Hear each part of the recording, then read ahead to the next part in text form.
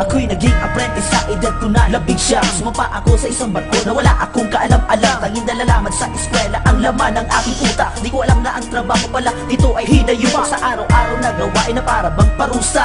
Wash, paint, titik, kalawang at pamimintura. Pagbabadeo sa bodega, paglalatag ng trapal. Paglalagay ng lashing nasa kalyo ko'y nagpapakapal. And every time na duty ko, ako ang nagtitimon. Kailangan laging presensyo pero sa pro walang nakatuon. At pag ako ang lookout, ako matatengan ng barko. Kailangan kong i-record mga makikita at maririnig ko. And every 2 hours ay maglalagay ng observation, variation, deviation, and also wind direction. Galing ano lang ang pagtimon, kailangan ay kay observer. At para di ka masabon ang naka-shooting officer. Marami ang may di alam kung gaano ba kahirap ang buhay ng pagigising na dati kong pinapangarap. Ngayon at nandirito ng takin na nilalasap, ako'y nakapagsabi ng nako napakasaklap. Sa bawat pawis at dugo na aking inaalay, kahit pa isang pa ako na ay nasa hukay. At aking tinitiis malayo man